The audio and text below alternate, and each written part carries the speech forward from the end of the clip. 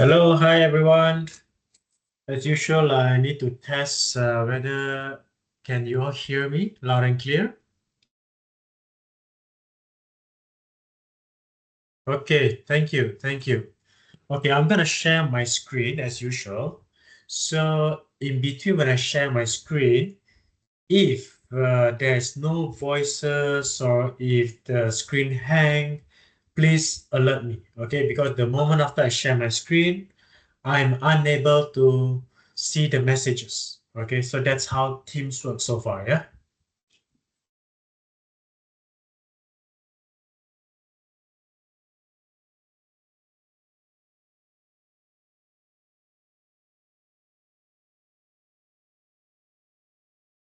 Oops. One moment. I need to click on this.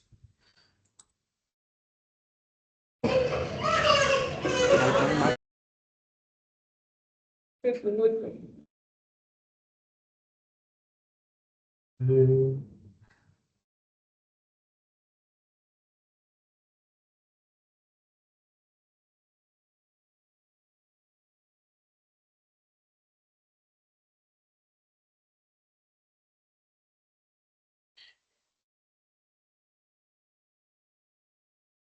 Okay, so last week we have started our first lesson. We are basically talking about the introduction of entrepreneurships, where we talk about the definitions, the traits of an entrepreneur, what makes a successful entrepreneur, as well as the myth in entrepreneurship. And how does the entrepreneurship impact on the ecosystem as a whole, in terms of the social, the economics. And today we are in the week 2. We'll be touching on recognizing opportunities and generating ideas. So for those who just joined this subject, welcome. These are the book that is used for this subject. Mainly the combination of these two books. For ease of understanding, you may refer to the book ebook or see the book at the library or online. Okay, so for today's sessions, we'll be learning a few skills, especially to identify the difference between opportunities and ideas. Okay, so that's the first objective. Then we will identify the 3 general approaches every entrepreneurs are used to identify opportunities, and as well as to see the personal characteristic that contribute to recognizing opportunities. And lastly, where can entrepreneurs do and validate their ideas? So we'll be covering these 4 objectives for this session. So opportunity, we heard about opportunity everywhere. An opportunity can be given in life, in different stage of life. Every first time is a stepping stone to something bigger. Same goes to a business. A business opportunity may come knocking at our door, but to what extent this opportunity is the right one? So there is always questions whether this opportunity you should approach or you shouldn't approach. Okay, so let's see what are the few things. First, we have to evaluate the attractiveness. Attractiveness in terms of whether the opportunity can actually benefits your business in terms of the products, the customers, the sales, and operations. So whether it's attractive or not. So first, you have to evaluate from this point of view. Next, you have to see the timeliness, whether is it the right time to pursue this opportunity, or whether it is not exactly the right timing, probably due to many reasons, lack of resources, uh, due to current economy, whether this opportunity is required immediate actions, or it can be delayed. So you must evaluate in terms of this. Then the durability. Durability here means that whether is this opportunity a short term or probably a very short term. Okay, when I mention very short term, it could be like a FAD, FAD. A FAD means that some things that comes in quick and goes away quick. So example of FAD is like if it is relevant to you guys, Pokemon Go. Okay, Pokemon Go are something like hype. They came like a wave. Everyone start crazy about it. So sometimes business will try to do some marketing related to Pokemon Go to attract extra business, or to create the hype so that people can join and buy, purchase certain stuff. So this kind of opportunity may not be so durable because nobody knows what makes the hypes uh, came to the market, and nobody actually can predict the durability because customer behavior may just change overnight, and it happens when the hype goes away. So this kind of opportunity, should you pursue or should you not? Yes and no. If you wanted something extra revenue for your business, at the same time that you think that you have the resources to tap into it to serve the market, then why not, right? Every extra income, it's a bonus. So opportunity can come for short term, can go for long term. The long term opportunity is something that you have trend. You can identify the trend, you can read the trend. So in business, why do we look into trend? We look into trend because the logic is you are predicting the customer buying behavior. You are ensuring that the customer buying behavior do not change overnight. So things that is on trend, like for example, we talk about food, healthy food. Okay, healthy food trend is always stable.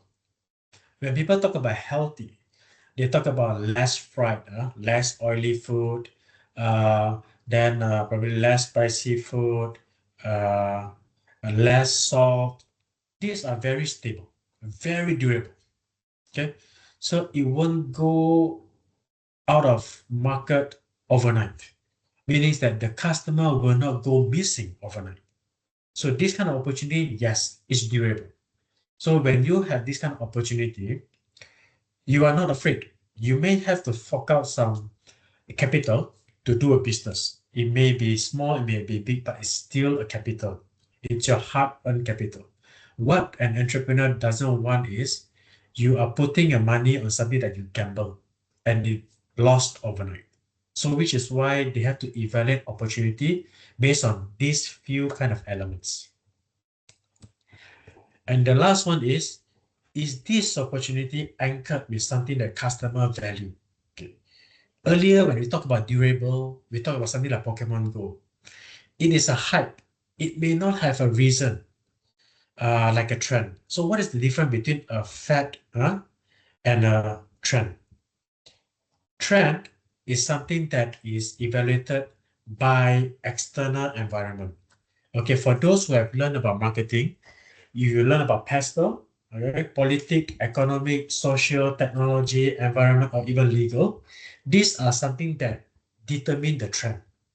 So when we look into trend, we are actually analyze what's in the market and what is changing or what is about to come. So we try to see that is this a trend, because most of the trend actually may or may not related to a value for the customer. Some customer value may be relevant to the opportunity, but you may not have the product to serve them, or you may not have the resources at that point of time to serve. So this is where entrepreneur evaluate based on these four possibility whether the opportunity is worth to pursue or not. If not now, maybe in future, or probably not relevant to the current business. So these are the way how opportunity is basically defined as. So now there's three ways to identify an opportunity. How? The first, like I mentioned, you have to observe the trends. When you talk about observing trends, it must be something that you know is within your fingertip. But trends, it change over time. So how to observe? Read news, listen to podcasts, try to understand, read reports. These are the things that would give you insights and possible of future foresights, what's coming. So observe the trends.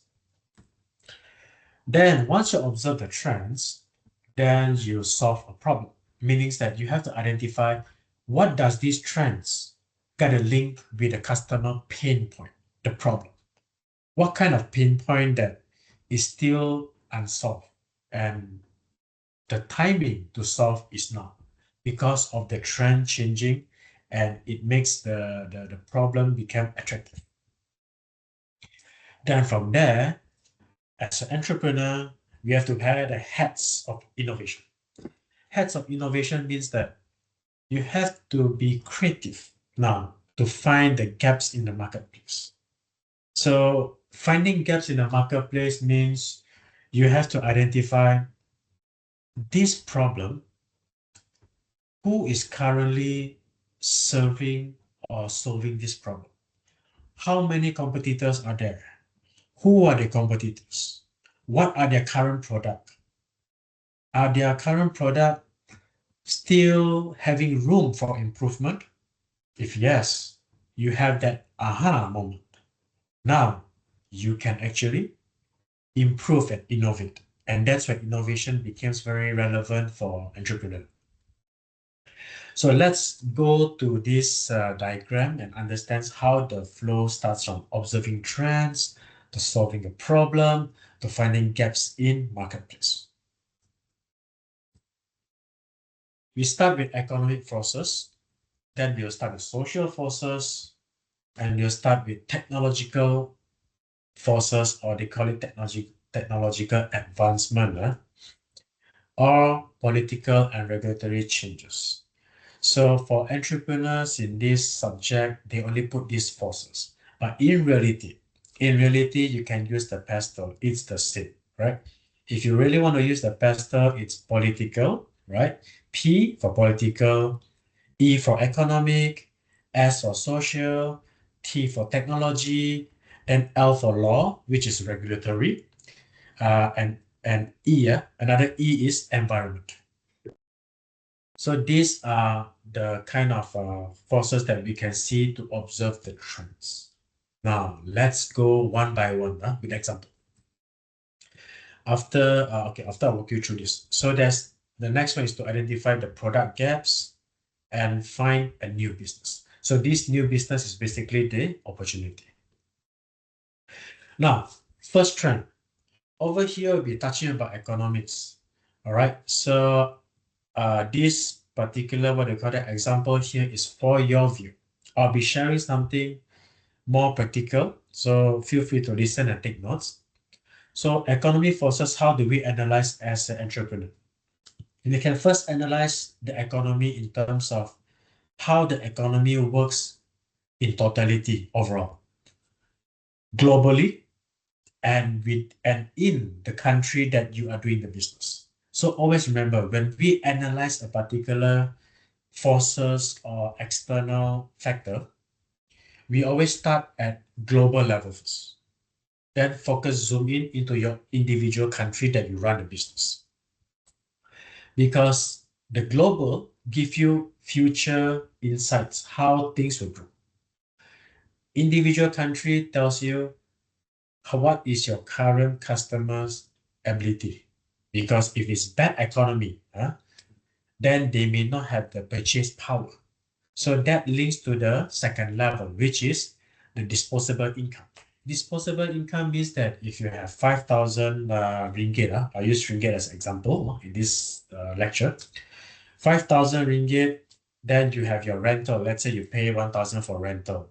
Then you pay your car, another probably 1,000 every month. Then probably you have loans, another 1,000. So you only left 2,000 to spend. After minus your food, maybe you left another 1,000. So this additional 1,000, you're either thinking of keeping or spending. So disposable income means the income that you are able to spend, your buying power. So we have to evaluate this because we want to see that if I have the right product, will there be buyer? If I have buyer, are they able to buy me? You see? So these are the reasons why we are analyzing from economic forces. That's when it goes to consumer spending patterns. Are they able to purchase this product now, tomorrow, and even weeks later? Or are they only able to purchase one time? And the next cycle will be few months from now or few years. This is a very crucial indicator because it tells you that how often your revenue is generated. And if you link back to the first lecture, when you start an entrepreneur, a business, you are actually looking at a few options. One of the options is whether to support to replace the salary, to support your lifestyle, or to expand it to a global scale. So regardless which options, you need to ensure that the money flow, we talk about cash flow, cycle smoothly.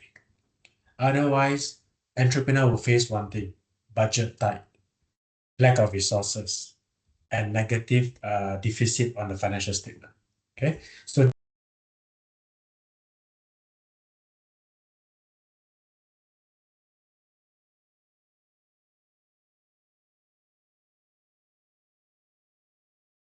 Sorry, your mic is muted.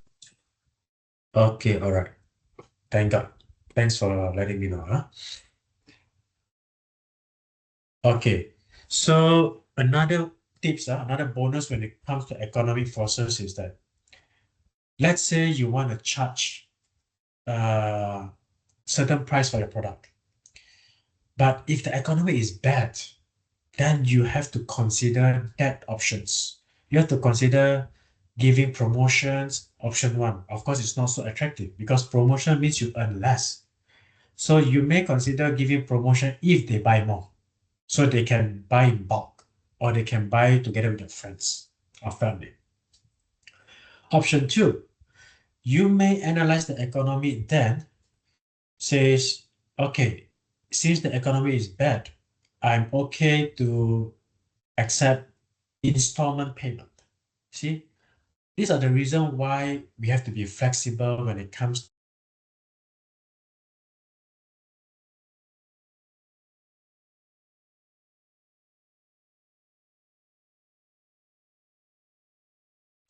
Sorry, sir, you're muted again.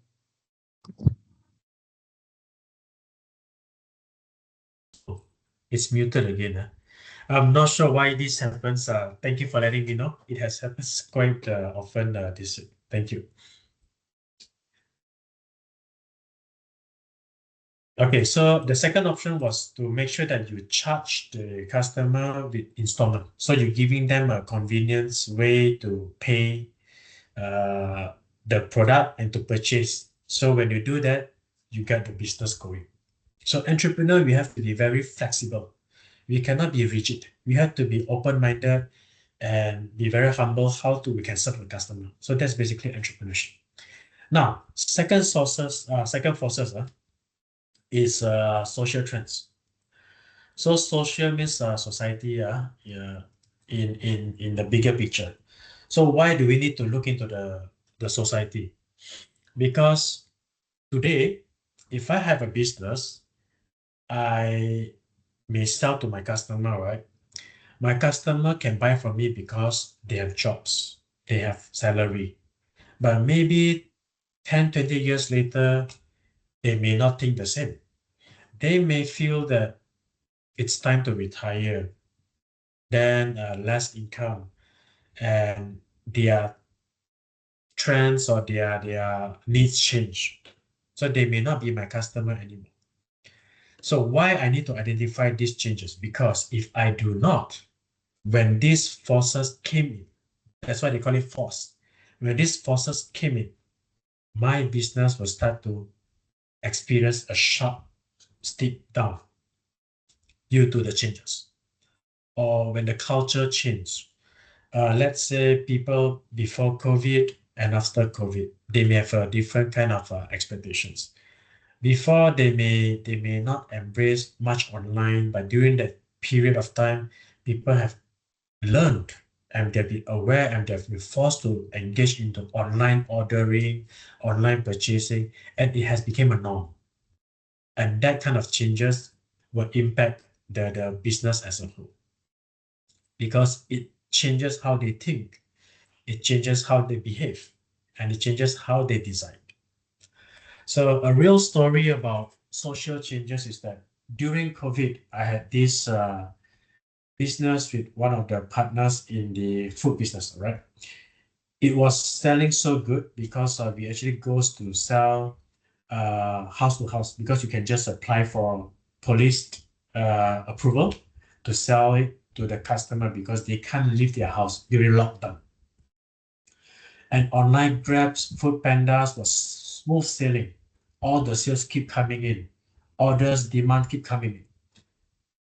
It was a good business during that time. But after the COVID, things changed. Little did we know that things would have changed so much because we actually try to expand it to different branches. Imagine during the COVID, you earn 1 million revenue and you started to expand the business because you feel that things are going so well. But nobody has historical record on learning about COVID. First time for everyone. It's always a learning curve, learning trend. Things changes where people suddenly decided not coming to dine anymore. Using Grab, using Foodpanda as a mean of ordering food became a norm. And that's where we have to make a decisions to stop the operations for several branches. Now, when we do that, what happens? When we do that, it affects not just the business, but it affects the livelihood of the employees that work for us. All these employees have families to feed.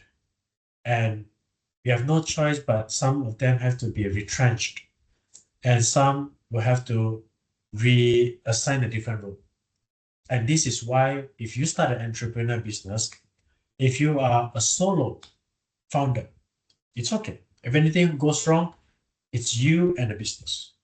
But if you have staff and if you have paid people's salary and all that, it's not just the business collapse and it's not just about yourself. It's about, the guilt that you can't really sleep during the night. So you have to think that, which is why every entrepreneur have this kind of pressure to really make it happen because there are so many people behind with the responsibility on the shoulder. Okay, so I wanted to think something bigger in such a way. So these are the social forces that may impact a business. Okay, all these examples, if you can relate to it, like if you identify an aging populations, what is in for them? Aging population means this target market needs safety product, need healthy products, need what do you call that? Insurance. Okay, so you need to think quick. When you identify something, don't stop. That is the trend. What is the problem? And what is the solution? And that's how entrepreneurs think. They don't just stop at problem. They see problem as a solution and they find a solution to fit the problem. So they are very resourceful. So the third forces that we're gonna look into was technologies. Technologies is one of the interesting forces that always play around, lingering around the market because we have brilliant ITs who always develop advanced technologies. Even for the technology that we use, it will be obsolete in a few years' time. So technologies comes and go. New one comes, old one goes. And emerging one comes to change the market in few years' time. Okay? In few years' time, old technology may be obsolete. So now, ladies and gentlemen, technologies will tell us how to make our life convenience. So business need to embrace the technology. For example, if I have a business and I'm very, very not into technology, very old school the kind of person, then I will not have QR code, right? I said that one QR code is not good. It's troublesome. I don't like it. So the consequence is sales drop because the customer nowadays, we have a group of people who pay with QR, who pays with phone and all that. So that's why being an entrepreneur, we have to have young mind. Regardless, even get older, we have to have young mind because we have to treat our mindset like iOS or all this operation system. They keep on updating. That's being an entrepreneur. We have this kind of forever young kind of vibes. So that's entrepreneur. And always stay humble because we are not Google, we are not AI, we may not know everything. Networking and all that gives us a better edge. So technology, yes. When we face this kind of issue, we either decide that we get along or we lose out. But the best advice is please get along because we cannot win technology. They came like a wave. Either we go with the flow like a surfing along them or we go behind. So using new technologies for new use of old technologies. So one of the ways that okay, I'm gonna share about cameras, digital cameras. Yeah, I used to sell digital cameras those days. So before the smartphone came, we don't have a smartphone years then, right? Those days the phone competition was leading by Nokia, Motorola, all this. Then we have all these digital cameras. But when the smartphone came in, people start to move to smartphone because the cameras was not bad. We don't need an additional digital camera, a compact camera, which costs you few hundred to few thousands. DSLR, yes, the big one's still okay because it has a difference in terms of zooming that there's no pictures breaking. Now, when this happens, most camera makers company would have feel the panic, right? But they're still surviving. Why? Okay, this is a real facts that I learned from a medical doctor. Okay, because recently I had a retina infection. Okay, so basically my cornea was infected. I couldn't see for a month. So thank God it recovered after a few medication with the doctor. So the doctor tells me, do you know that why in medical we charge expensive years over years? Because of one thing, technology advancement. So the doctor showed with me, do you see, this is your eyes, and he showed me, oh, I zoom into your eyes and I see all these nerves and all that. Do you think that if I could see this without the technologies, and they are using Leica lens? At that point of moment, I tell the doctor, Leica lens, you means the camera lens. They said that, yes, they are actually moving to the medical equipment to serve a different market. So you see, an entrepreneur founder would always find a new way to survive. They would not just stop just because of these forces came in, because they have a very high need for survival. Okay, so these are one of the big insights that maybe I am not even exposed in the book. And if I have not, accidentally spoke with the doctor, I would have known as well. And that's where knowledge is exchanged. That's why in entrepreneurship, we co-learn. I may learn from you what's the trend, you may learn and this, and that's why we exchange our knowledge. So this is for you to have a look. Now, the last one we're going to touch is politics and regulatory. Okay.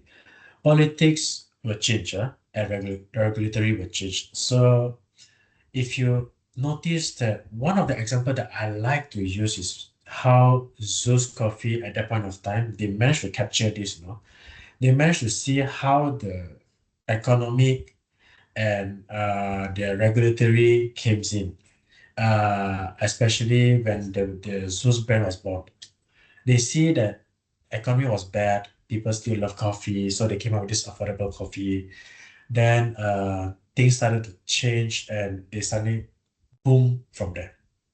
Now, politics also can have impacts when if there's a war, if there's a boycotts happen in different parts of the world, it affects the social behavior, their thinking, their behavior. And that's where, look, we have a Malaysian brand or we have a local brands that could replace this. No bias, no need to boycotts, please support us. See? So that's where the buying behavior shifted from here, moved to here. So will it shifted back? Yes, because these forces always comes in two-edged sword. If you know how to use it, you can become the opportunity. If not, it became a threat.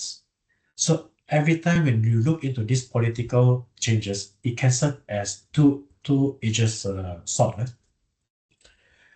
New laws are being introduced. Maybe we're talking about now passenger vehicles, they have to buckle up behind. So every laws may have a new advantage in different things. So entrepreneurs start to think, is this new law something good? What can I counter it or how can I capitalize it? When they say no plastic bags, then you can sell a paper bag now, see? A recycle bag.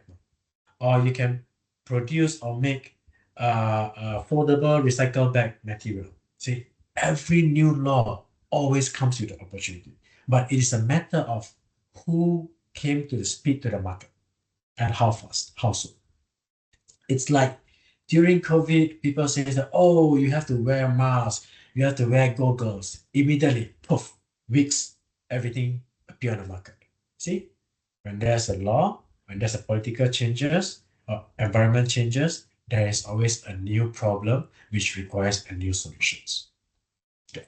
So based on this, we have covered the front part of the forces. Now, solve problems. You manage to identify these forces. You shows that you have the analysis mind. Congratulations. You are one step as an entrepreneur. But you don't stop there. You move to solving a problem. Now, from these forces, once you identify it, a good entrepreneur will look into what is the problem for me to solve. Is there a problem? How big is the problem? How many market or how many customer needs this problem to be solved? So this is where you start to identify, is there a business opportunity? Or it's just something that not worth the pursuit. So you evaluate. You evaluate this to see, is it viable? Then once you evaluate the problem, this is where you go into the market opportunity gap. Okay. Here, over here in the market opportunity gap, you are trying to see what is already in the market, what has not been served yet. Means we are talking about, is there a place that we still can play? We still can compete.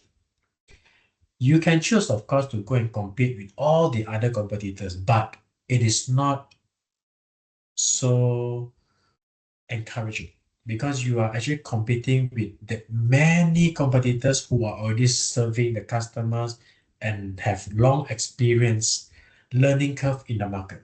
They know the in and out how to play the games well. Okay, and with an entrepreneur, limited capital is one of the things that we try to go into this sweet spot to find the gaps in the market. So when we find the gaps in the market, we need to know who can we serve, who needs this problem to solve, how big is the market, are they having buying power? If I solve this problem, will they stop buying from me?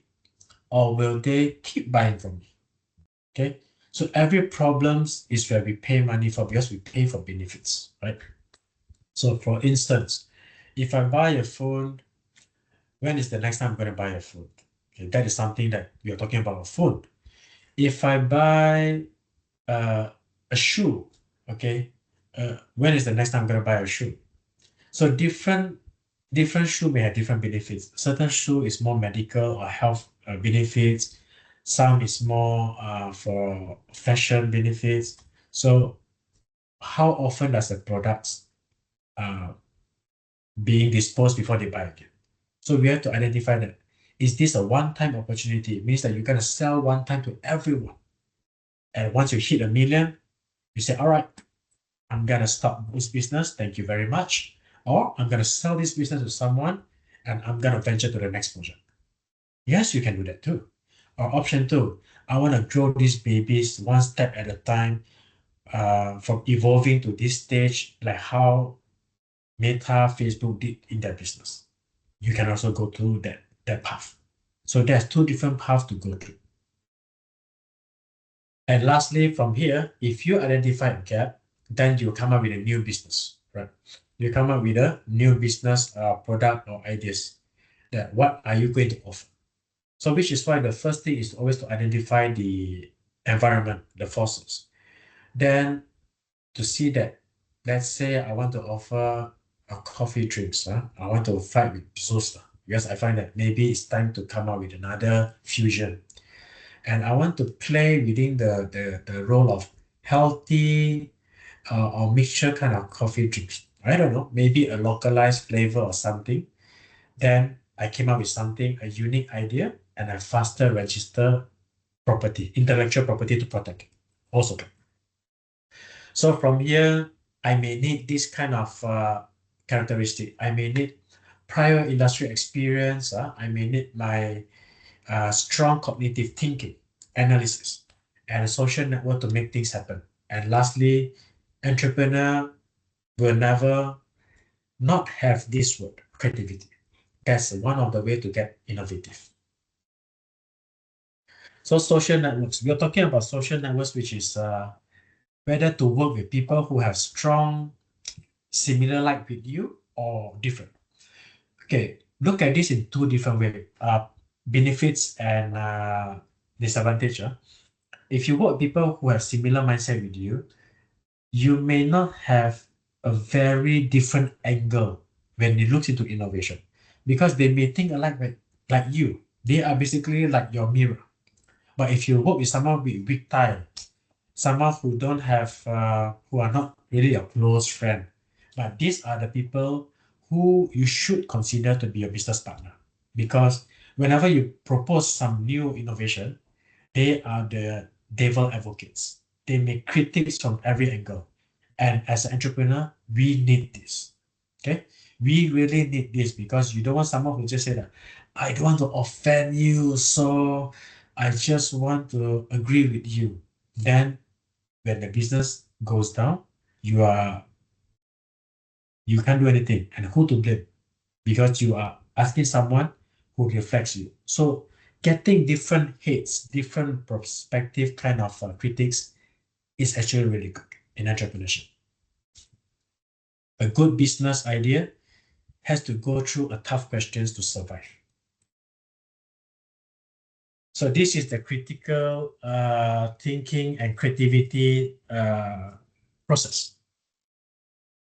When you prepare a business plan, then you have this problem to solution, and in the middle of the insights, most people will ask, how do I know when I have this eureka, or how do I know when I have these insights, or how do I know that the problem is solved?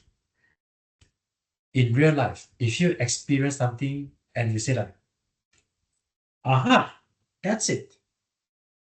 That is the moment. That is the moment when you actually found a solution to a problem. Then you start to evaluate whether can this make money? If can, how often? Then that's where you start to think. But I don't have enough capital, enough resources to actually go to start a business or expand this product at fast speed. I can do it, but it will take some time, maybe 2 years and 3 years. But in business, 2 and 3 years may be very long because you could actually earn millions in that period of time. So that's where you come up with a business plan. You come up with a business plan, and your plan is to get investor to buy in. I have this solution and it's gonna make money. I can register the copyright, the patents, or so and so. I need money. Then the investor will ask you, all right, how much you need? In what form are you going to pay me back? Are you going to sell me your ownership? If you have 100% ownership, how much are you going to give me? 40%, 50-50, 30-70? How much? That's option one. We call it equity. Option two, you want to borrow as a loan. How much interest are you willing to pay? If you're going to pay me as much as the bank, then you might as well borrow from the bank. Because if you can borrow from the bank, you wouldn't have fined me. You see, that is experienced investors will tell you that because they know when you start a business, you may not have the necessary documents to be qualified to borrow from the bank because your business is at uncertainty, and bank don't borrows uncertainty. Bank borrows when you have a risk to show financial statements. So then that's where you started the whole cycle. If you couldn't proceed with the business plan, repeats back the process. Okay. Now this is the overview of the opportunity recognition processes. If you can see the trends that we are talking about here, and this is the personal entrepreneur characteristic, and combining this trends is that if you don't know how to analyze or evaluate or identify, you will not see it.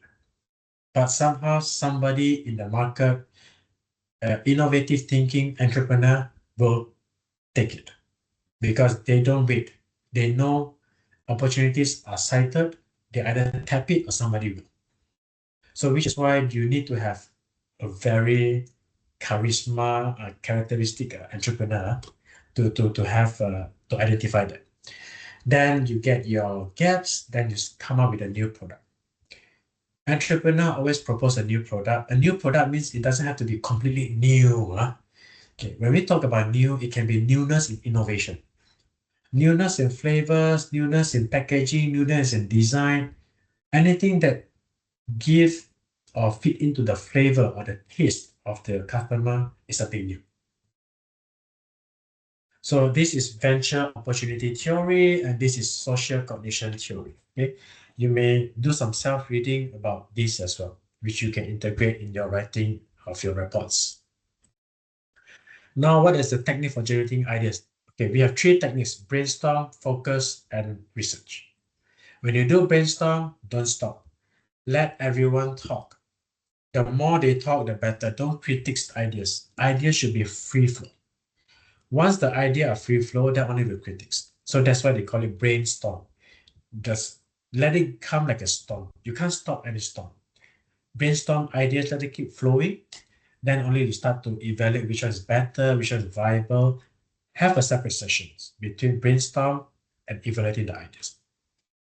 In a focus group, focus from different hits. Choosing different people and having different focus group to critique the idea, to give critics in terms of what is good, what is bad. Don't just the bad, because everything has good and bad. So critics goes one round and see whether the bad is so severe or it's just manageable. If it's manageable, why not? Take some risk. Researchers about industry reports, about what is the current consumer behavior reports from the library, from online or even in the market research company. This will give you a better insights about the market, whether you are playing in the growing industry, in the growing market, or in the obsolete stagnant market. Entrepreneur wants something that can grow. Okay, so these are all the kind of researches that you can do to help your business idea to flourish further better. And with this, ladies and gentlemen, we have covered the learning objective for the day. And I thank you for your time and kind attentions. And I will now take attendance for the first sessions. All right.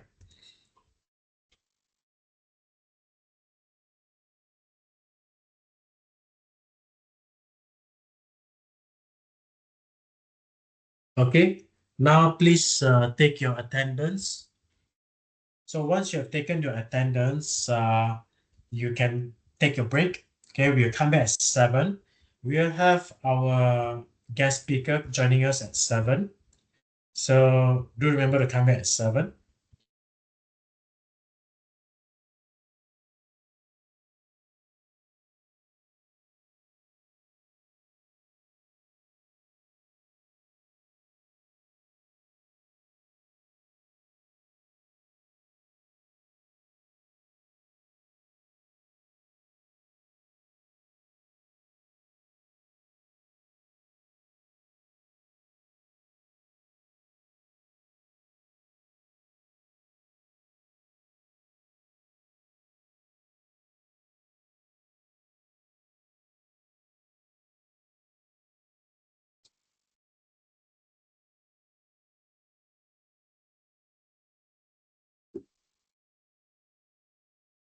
All right, one moment.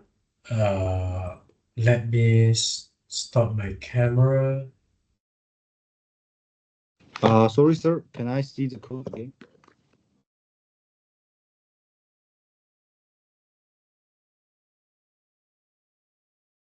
Okay, thank you.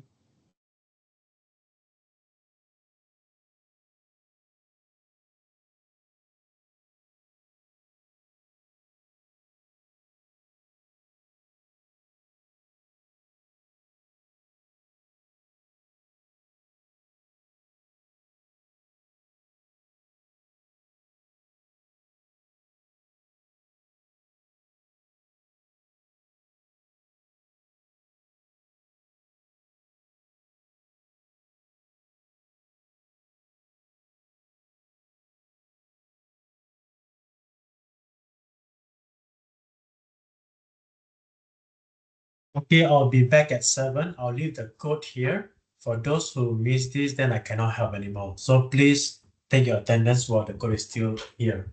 See you at 7.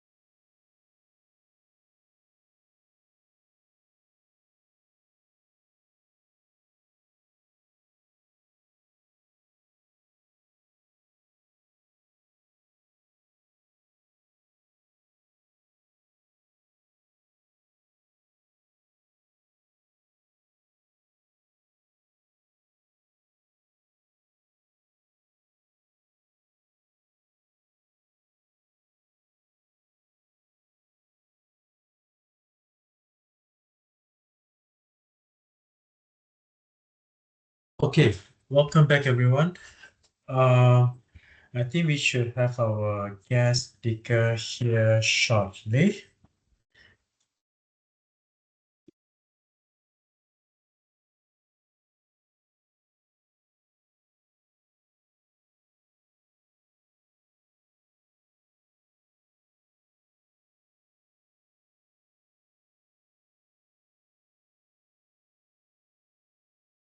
Okay, today our guest speaker is Nanjiba. I think she will be joining us shortly. Then do pay attention on the sharings, and if you have any questions, feel free to ask. Many questions from our Monday class sessions. It was a very interesting sharing. Nanjiba, are you in the group already? Yeah, hello. Hi, yeah, I'm in, but I'm trying to join from my another account, but I cannot. Okay. Yeah, I'm getting denied. So maybe can you check? I did not receive any request from Trying you. again Ah, now. yes, I just Okay. here, one Okay. moment. Let me admit you in, yeah. Okay. Okay. Take your time. Yeah. Okay. Take your time. Take your time. Is it okay now? Is it okay now? Is it okay now? Okay, wait. That's echo. Yeah. Yeah.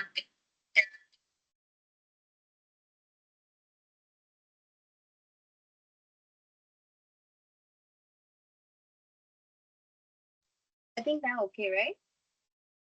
Yes. Okay. Very well. It is okay. Okay. I'll just give me a moment. Okay, Nanjiba, I will let you introduce yourself. I believe that yeah. Okay, you take over. I'll pass it over to you. Feel free to do the sharing.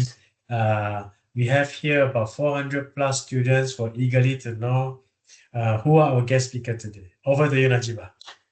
Thank you so much.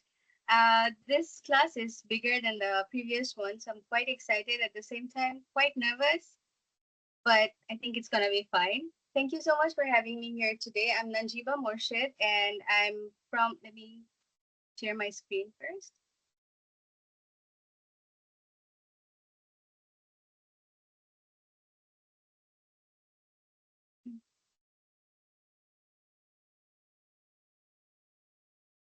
Okay, everyone see? Yeah.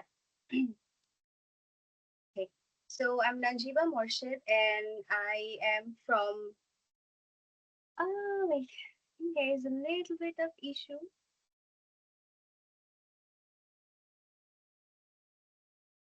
My apologies for the issue that's happening.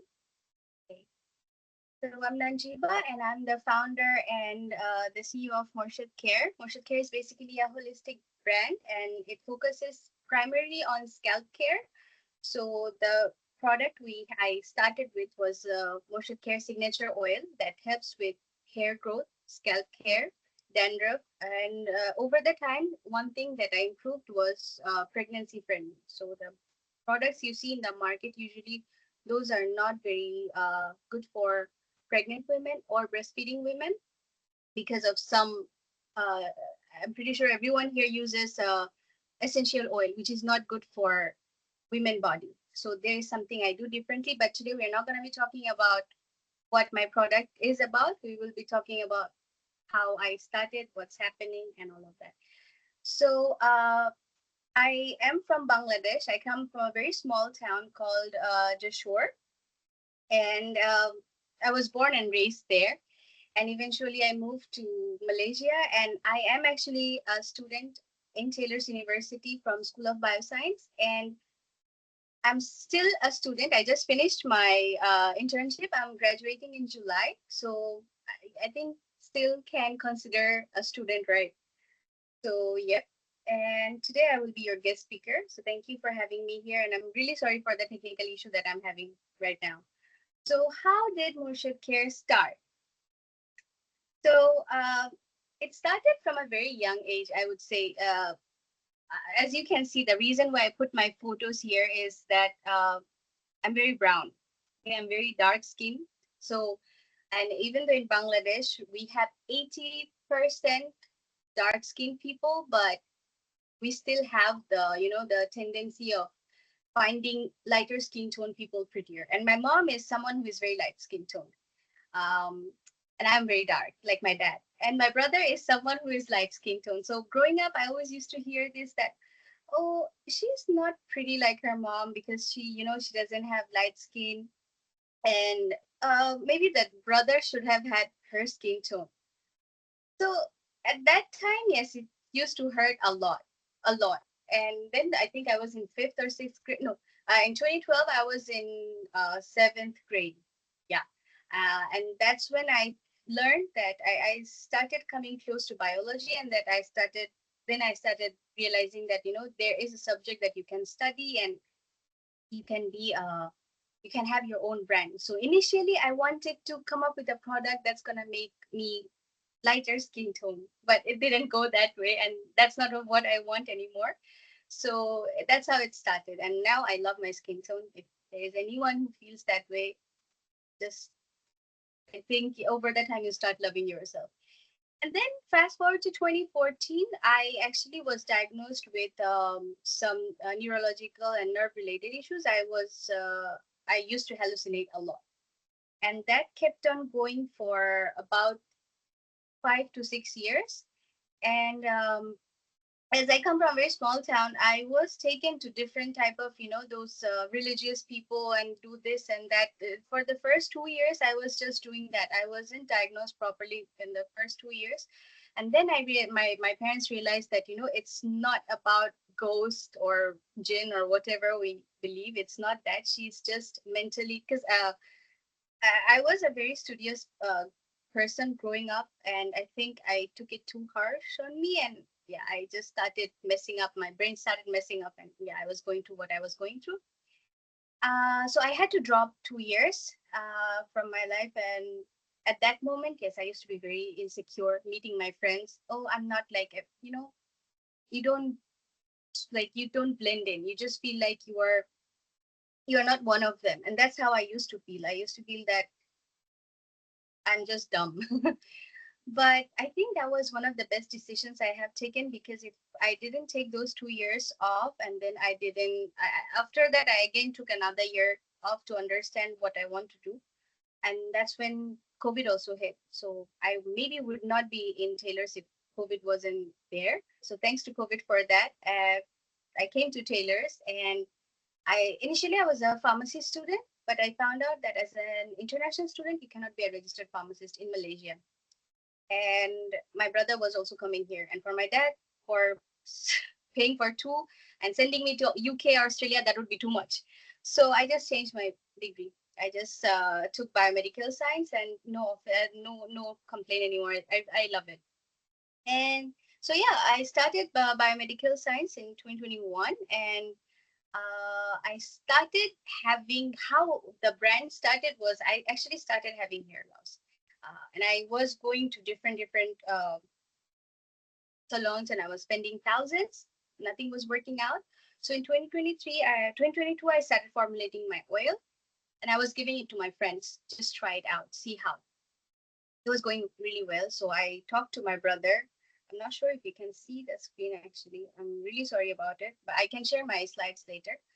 So my elder brother was the one who told me, since you are doing it, you are already giving your friends your oil, why not you sell it?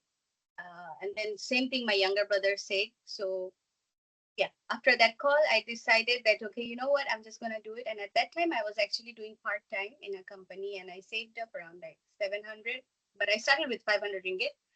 So that's how I started. And so when I started, I didn't have any fund. I just started with 500 ringgit. And initially, I just prepared 20 bottles. Yeah.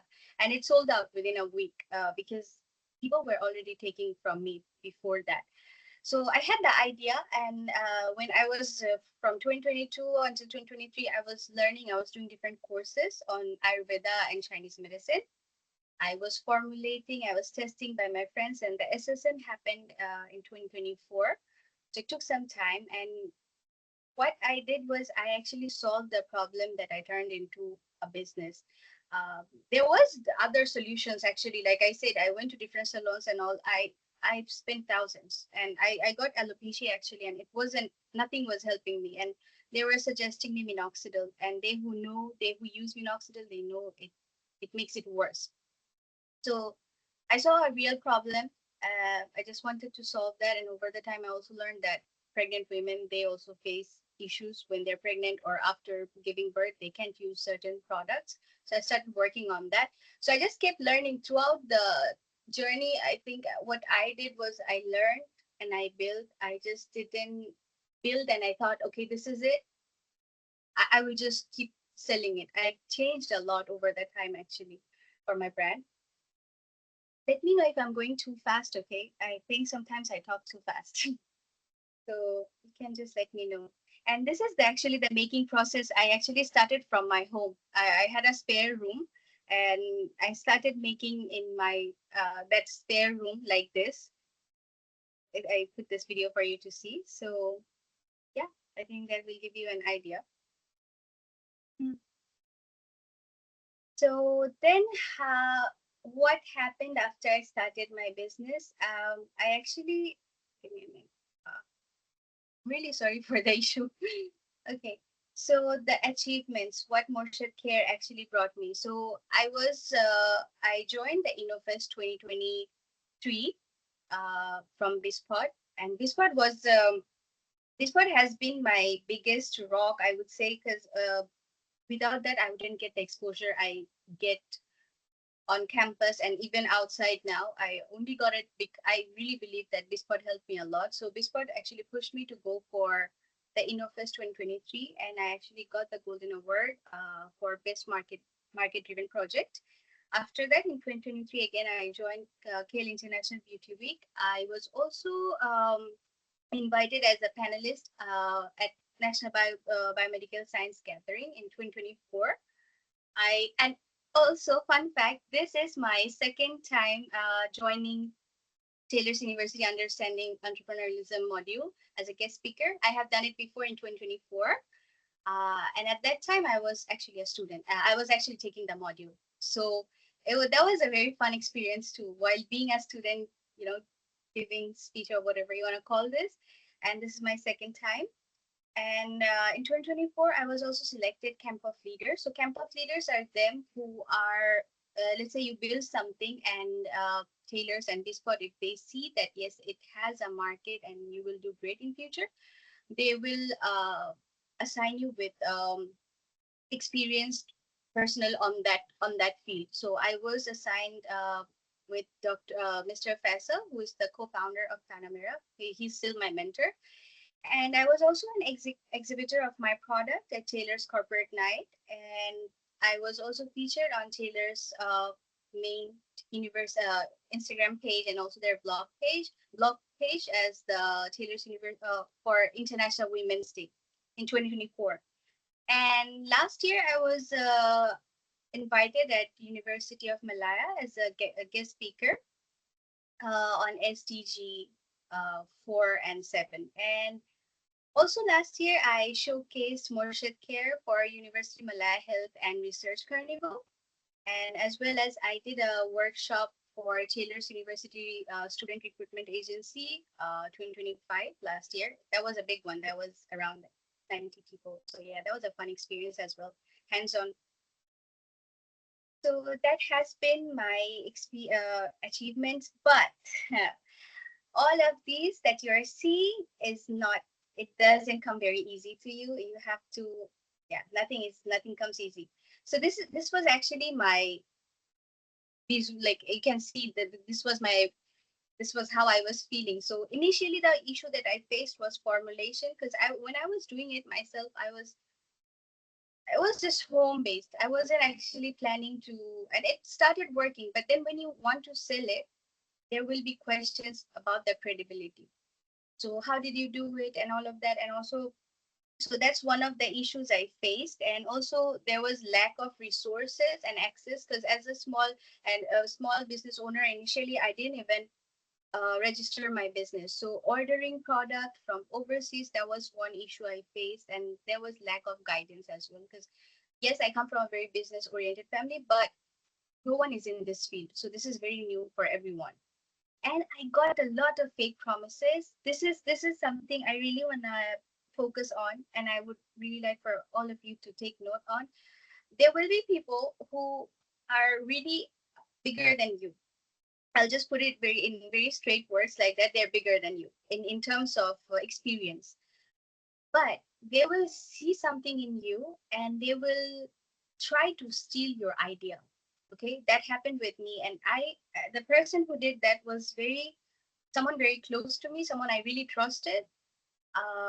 But I almost gave out one of my formulas, and suddenly they just said they don't want to work. It was a long story, but what I learned from there is that there will be fake promises, and you need to have your paperwork done always. If you don't have that, anyone can scam you anytime, and do not trust everyone. Yes, in business you have to trust, true, but just try to be sometimes, yeah, smarter. I did doubt myself a lot. Like I'm saying, the people I thought were bigger than me, I thought because they're already established, they are better than me. So why would they do something like that to me, right? So I doubted myself. If I was firm on it that no, I have this and you need this from me, so maybe in that, if I did that, then I wouldn't go through what I went through. There was legal issues as well. As an international, opening a business here is not always the easiest. So I faced that also. And another question I often get asked by everyone is how I balance school and business. Initially, I was just going everywhere. I don't know how I was doing it, but over the time, I think it took me a few months, and I realized that I need to focus on what's my immediate most important task to do. So that's what I focused on. And I was often undervalued because it's a small business, right? So people will ask questions like, yeah, credibility question there will always be. And that's completely fine, I guess, especially if it's a skincare company, I think it's fine. But there will be like, can I get can I get discount? Can I get free product? No, you cannot, because it takes time, and my product quality is really very good, very premium, because I myself use it. So I just don't sell anything that, yeah. So there are times when you face that, and those are really close friends, so you just don't know how to handle that situation. So yes, I faced that a lot. So this is how I exactly felt, and this is one of our friends in Taylor's. Many of you know him, Dan, so please don't attack him later. So how I overcame all of that, like I said, I mentioned in the beginning, I really focused on learning. I have done quite a few courses on what I am working on. I have, and I also like realized that there is actually no shortcut for me. I just can't take any, um, you know, I will just use cheap product and I'll just sell it, and one time. In that case, I'm just selling it for one time. I have like most of my customers are all recurring, so that you can take shortcut if you want to be in the market for a longer time, and I also, like I mentioned earlier, I started focusing more on time management, because I was actually in the beginning, I was really struggling with my exam and my schedule with the business, putting up shops and all of that. And another thing I did was I actively attended a lot of workshops on campus from BISPOD and outside as well. But BISPOD workshops, if anyone is here who is in BISPOD, please do attend the workshops, because you will learn more about business psychology, which is something really important if you really want to sustain in the market. Because as a seller, we think in a way, but then you have to think from the perspective of the person who's buying from you. So those workshops help me with that, and club activities help me with making connection, the local connection, which is very important for international. And for locals, I still believe you always need connection, no matter, like, even if it's your country, you never know. You need someone. So just attend this more. I ask a lot of questions, and that's something I will push everyone today for the class we are having.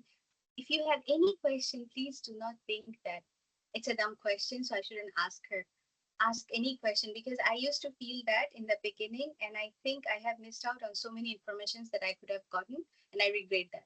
So ask any question. If it's coming to you, that means it's not a dumb question. Since you have confusion, clear it out. I did a lot of self-reflection. I still do. And my self-reflections are mostly, yes, business-wise, what I did, why I did that, why I wrong, what went wrong, and also as a person, what I did yesterday and what I should do better today. So lots of self-reflection. And another thing, stop shying away. I know there will be many of you will have questions here today, but you won't ask it because you are shy. Please don't feel shy. You are here to learn, so ask any question. Even though I am one of you, I'm still a student, but whatever I know, I will really try to help you with all of that. And try to find mentors as well. Now, mentors, I believe they find you, but sometimes if you really have ideas like that and really like someone, you can approach that person and can ask for help, and try to find your type of people, your own community, because I'm not saying that, oh, you, because you are business minded and someone else is not business minded, so don't hang out. Definitely hang out, but at the same time, try to balance it out. Try to hang out with them also who have the same mind, so there will be ideas popping in. Also, I'm married, so me and my husband, we, whenever we sit down together, there are ideas from everywhere, and wallahi, that's my favorite part of the day. So try to find your same-minded people. And after that, what my advice would be, I think you already know my advice is what can be for you all, but I will still just give you a rundown of what my advice for you will be. First is that try to solve, if you want to do a business, try to build it on solving problem. Because for me, yes, I wanted to open a whitening product based company, which actually whitening, I know the formula, but I don't want to do it because first of all, I don't think at this anymore that that's a problem. We all are very confident in our own skin, but hair fall is something.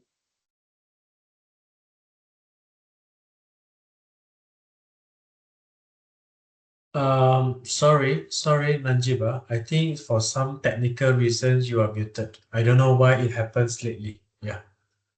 Okay. Okay. Now we can Now, hear you. okay. Where did I get cut off?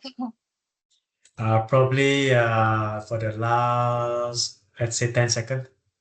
Okay. My advices will be that build around a problem, try to solve a problem, and try to sell that.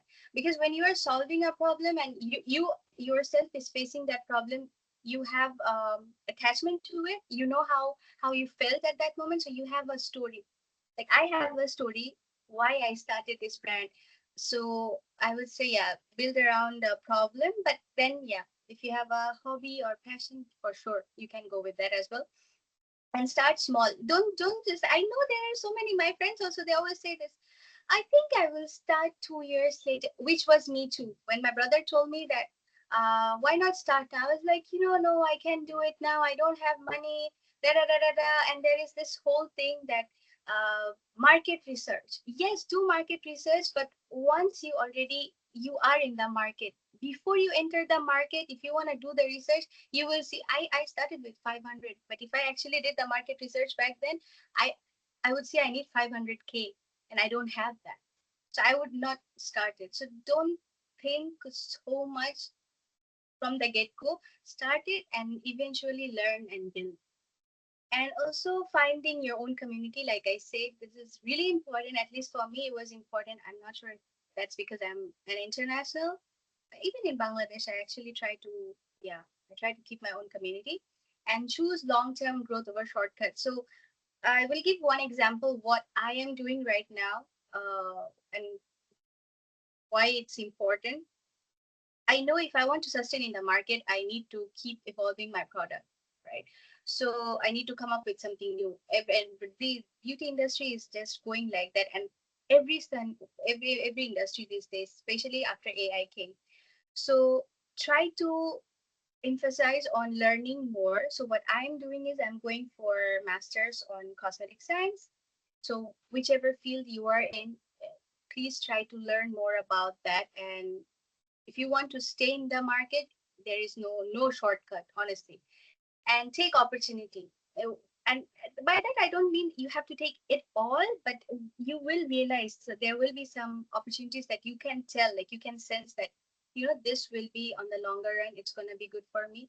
So take those opportunities, and whenever you are doing that, always think 5 years ahead, where I will be in 5 years time. That's really important. And do not give up. And this is something my dad also says. I remember before I came to Malaysia, my dad, one thing, that was the only thing he told me. Whatever happens in your life, do not give up. There will be times you will feel like I want to commit suicide. But then you do that, and then what? Done. Like, no one will remember you. So better you fight back, and there will always be a solution. So that's there. And what I would do if I had the opportunity to start again, I would start earlier, definitely. I regret not starting earlier. So I would do that, and I would be less afraid. I would ask more questions. I would share my ideas more, which I didn't. I would believe in myself 100% more. I would give myself the credit that I didn't back then. And I wouldn't try to be perfect. Okay, this is something I have. I need everything to be like, I don't like it when someone questions me, why did you do it this way? You could have done it that way. But that's not always right when you are doing business. So don't try to be perfect always. And don't compare your brand or your business with something bigger. So I used to compare my business with L'Oreal, but then L'Oreal, it took them years.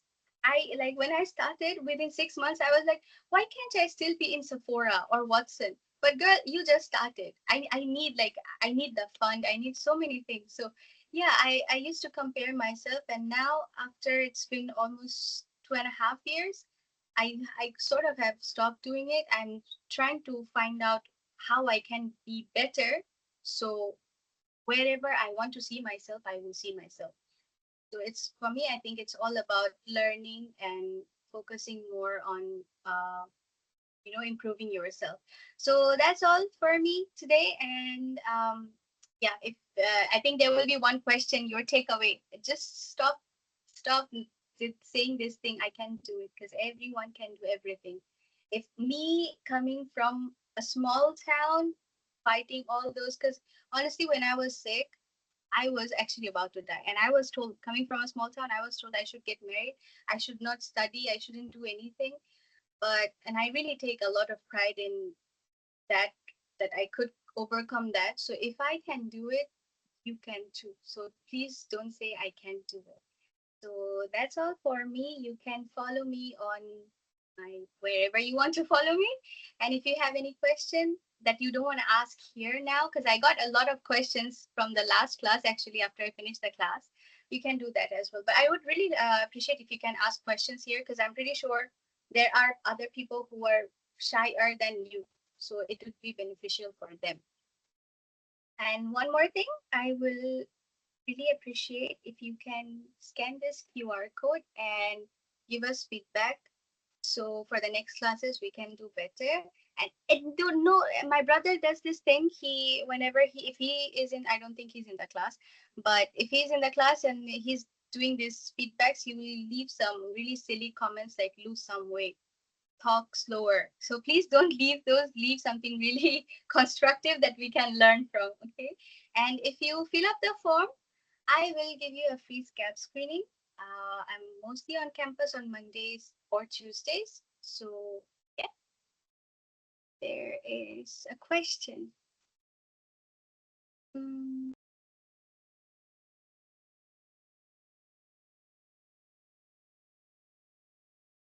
Hi, if there's a question, please, I think in the room now we have about 480 students. Please feel free to ask, because I understand that these particular sessions The chat box is a little bit different. I'm not sure why. It was created by the IT and it appears to be a very real-time text. So it would be good if you could actually audio to us, Nanjiba. I think to keep the ball rolling, I will start the first question for Nanjiba, especially I think, yeah, I think Nofara is typing it for you, Nanjiba. Yeah, what factors influenced you to study motion care? Okay, it was like I said, it was my own problem. I was having severe hair fall issue. I do hijab now, but I still have some photos from before. If you go to my page and you will see, uh, I saw result for myself. So that's what. And initially, it wasn't me who wanted to start. My brother was the one who pushed me that go for it. You are doing something really good. You're helping people, so you should start it. But I just knew that I will be in this cosmetic industry from the age of I think around 13, 14. So I knew I will be here. I just the concept was different. I wanted to start with a whitening product company, but it turned out to be scalp care. So yeah, it was my own problem. That's the factor I would say.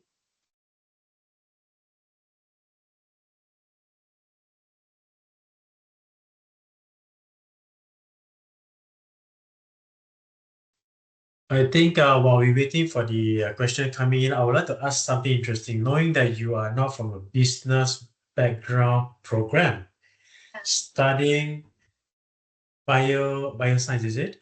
Yes, biomedical. Yeah, biomedical science. Yeah. So how do you find yourself when you first touch a real business? Maybe this is something very insightful for the 480 students who are currently in the room. Okay, so because my business type is very science oriented, so that way it was very easy for me. And business actually, like I said, we were having this conversation before as well, sir, that it runs in my business runs in my family. So I really wanted to do business. I knew I always wanted to. That's why I wanted to have my own company. But how I found it in the beginning, I think initially the issues I was having, I was using a lot of scientific terms, and that for regular they who are not from science background, they wouldn't understand. So that was one issue that I faced, and I realized I need to learn how to translate those terms into easier words. So that's what I did, and actually that helped me because for my internship, and I'm actually also working there full time now, and I'm doing the sales work there. And for sales, you really need to be very adaptable. You can, let's say you are going to visit clinics, and you can't just start using those terms with the clinic stuff. You have to use the normal, like easier terms when you're talking to the staff. So I would say that translation and for me, I would say it wasn't very hard. That was the only issue that I faced. But I just started doing more research why it's happening and how I can make it better. And there is ChatGPT also, so you can always ask ChatGPT how you can make it easier. So yeah, I just took help of whatever resources I had, and I really enjoy it. I really enjoy the fact that I get to balance science and business together, and I really enjoy both of them. One of my favorite things to do is studying about these articles like cosmetic related. All right. I think we have continuing questions for you from the chat box.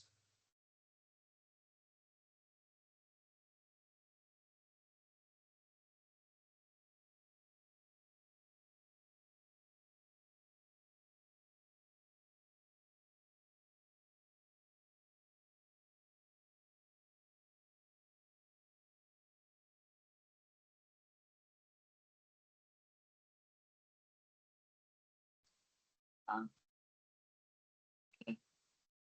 I didn't get the previous questions actually. I think there was a question about is it a want, not a need, like the entertainment sector? I'm not sure how this connected to the previous one. It was I didn't get the question.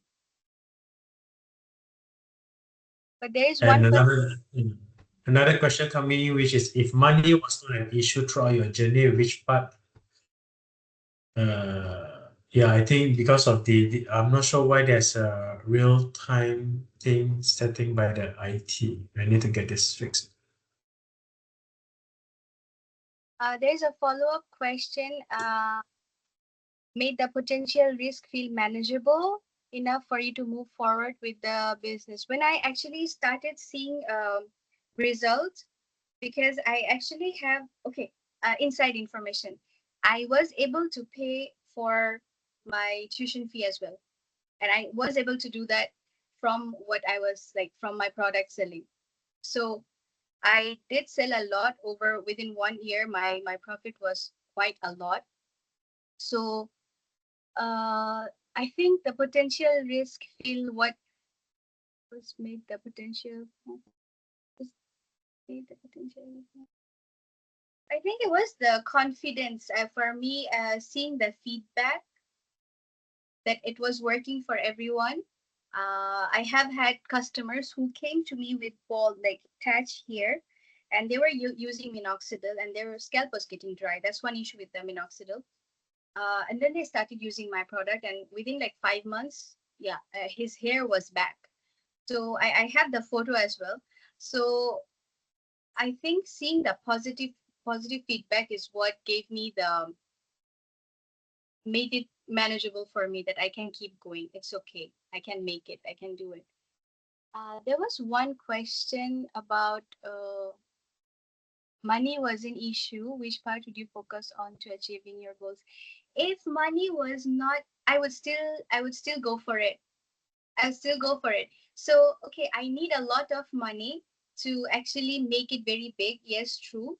And I don't have that much yet, but I would still go for it. And maybe I would open a very small shop. I would not think about putting it in Watson, Sephora yet. I would just try to keep it very cute and cozy and very like, I would try to keep it very fun. And maybe I would also focus a lot on learning more. I would spend more time reading. Yeah, that's something I would do if I didn't have to worry about money.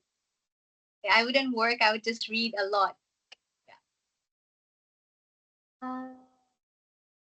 What is the difference between your product and other? Okay, so other products that you will find in the market, especially the oils, they use essential oil. Okay, but for my one, what I do is I use infused oil. So I use carrier oil, and specifically I only use jojoba oil. Because that actually mimics your skin's oil production. So I infuse the herbal items in that, and that's how I make it. And how is mine different than the ones in the market? My one, I think the best thing that I really like about my product is that it's not gonna make you feel itchy, or like, those some products that makes you feel like greasy as well. It's not like that. And another thing is that pregnant women can use it, and they who are breastfeeding, they can use it, and also they who have PCOS, they can use it. So yep. If I will be expanding my business, yes, for sure. But like I said, uh, there, this is one thing I didn't mention before. Sometimes you need to take a pause. Okay. So right now, that's what I'm doing. Right now, my focus is on, I will keep selling it. I will keep going how it's going. But in the future, my plan is to, I did my final year project on microalgae. And my master's also I want to do on that. And there is one algae that's really good for scalp hair growth. So I will be focusing on that. And I want to come up with an app with AI help with it in it. And that actually helps with, you see the screening that we do, scalp screening in the, what do you call those clinics? They charge you a lot for that. So what I'm trying to do is put it in the phone. You don't have to spend so much money.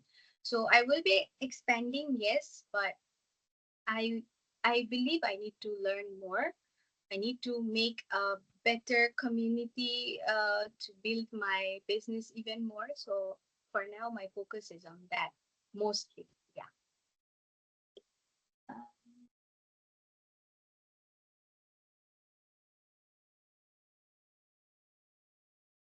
I think there was one question. Does it help with hair growth? Yes, it does. I was bald from here, but I don't have it anymore. And then the person I was, and mostly the customers, they who come to me, they come with that issue, hair growth, and hair fall, and dandruff. So yes, it helps with all of those. I would really appreciate if you all can unmute yourself, because if you are messaging in the chat box, it's taking some time, and also I'm not able to see it very well because it's the real time text. So any question, please unmute yourself and ask. Yes, we could actually use Nanjiba for the last two questions before we end the sessions, and I'll share the attendance, right?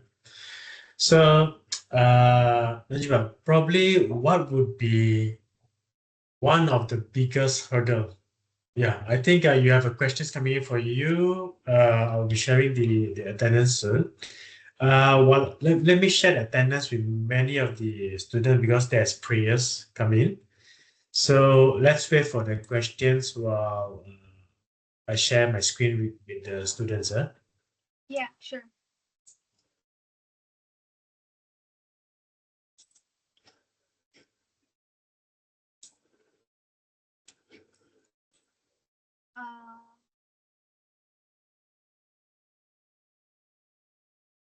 Someone asked a question. It's a want, not a need, like the entertainment sector. I didn't understand your question, so I would really like it if you could clarify that. And Okay, Nanjiba, sorry to interrupt. Your attendance code is over here. Kindly fill up your attendance. I'll be leaving this on for the next 10 minutes. So the moment when it's past the time, I couldn't help much. So please ensure that you manage to get the attendance code. Thank you. Back to you, Nanjiba.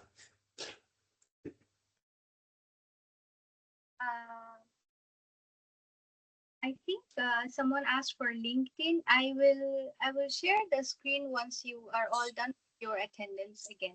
Okay, so you can get my LinkedIn, or you can just go and search Nanjiba Morshid. Find it.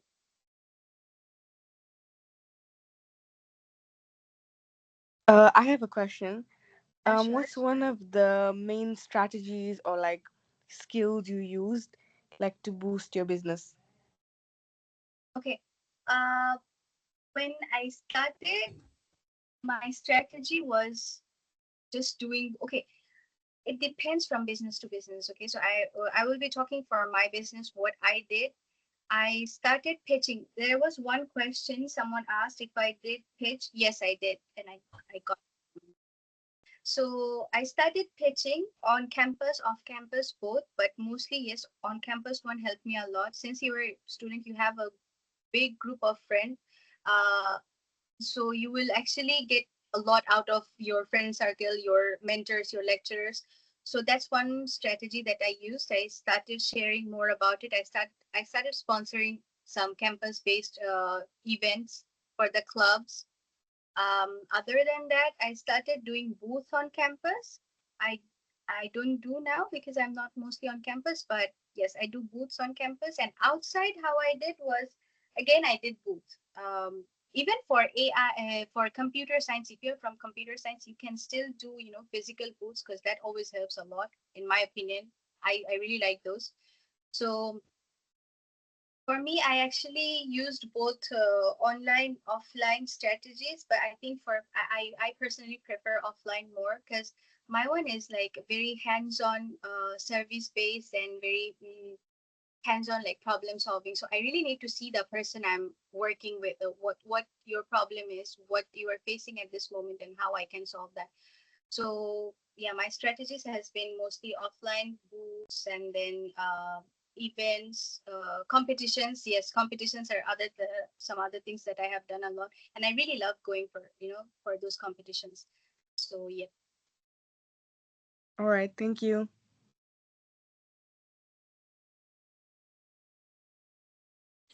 Okay, Nanjiba, is there any last question? I think we are so happy to have you almost like 45 minutes here. I think you can answer the last question if there is any in the chat box. I don't see. If there's no last questions, let me be the one who asked you, what would be the best advice that you would like to give to the many students who attended your session in their entrepreneurship journey, or during their studies, or even after their studies? Give something that would inspire them. Okay. If you idea, my advice would be, please don't wait for until you finish and then you get a job, because once you get into that, you will barely have any time for yourself or for growing your business. And university is really a very good space for you to grow.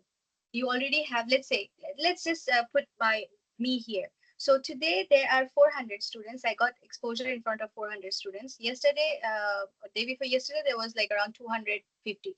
So that's already 700. So now people know about Morshid Care. 700 students, they know about Morshid Care, right? So start from university. That's one. And two is that don't think about the funding from the get-go so much. Start, you will find people who will be willing to invest, and sometimes even your clients, your customers. For me, it happened. And try to find good mentors, or try to build really good connection with your lecturers. There will be one or two that you can always go to. I have some like that. So try to build really good relation with your lecturers, and try to attend workshops or things that will help you to learn soft skills and business skills. Not because sir asked me this question in last class, that did you use the book learned, whatever you learned from book? That actually, I said that whatever we learn from book is just numbers. Okay, you don't really apply that. So you really need to be in the field in order for you to understand how the business goes. You will know the definition from book, but application you only know once you start. So start small, but start whenever you have the idea. You can share with your lecturers, your mentors, and they will guide you. You have to come up with it. You can't just expect that someone will just spoon feed me. Yeah, that doesn't happen that way. So yeah, Right, and the best way to learn is to lose money in business, isn't it? That's the best teacher in business. I couldn't hear you. I'm so sorry. My internet is so bad today. Okay.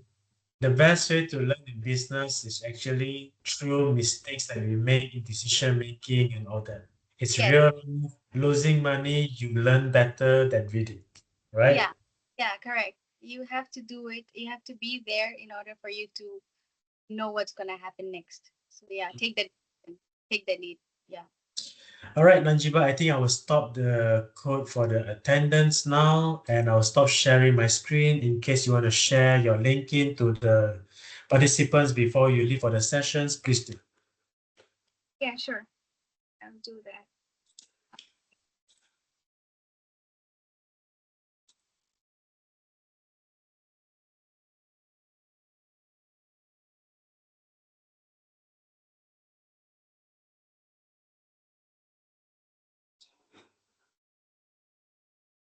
Yeah. There you go. Thank you so much for having me here today, and thank you for listening to me yapping for like almost minutes now. Thank you so much. I really appreciate it. Thank you so much for willingness to be here to guest speaker to inspire the many students, and wish all of you a good evening.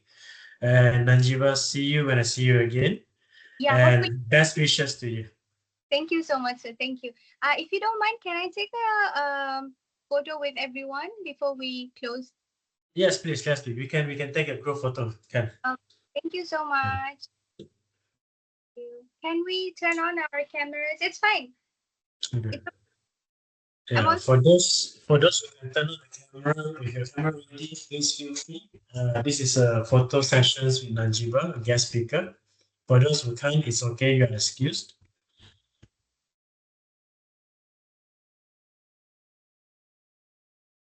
Nobody wants to turn on? I think maybe no camera ready. Usually Okay. this.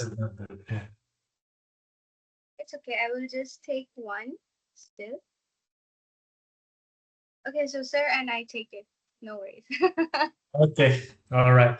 Thank you, Nanjiba. I wish everyone a good evening, and I will end the session today. And hope that you have learned a great session with Nanjiba. I will post this recording in the Teams for your further viewing. Thank you so much. Thank Thank you. you, everybody. Good Thank night. you. Thank you. Good evening, everyone. Bye bye.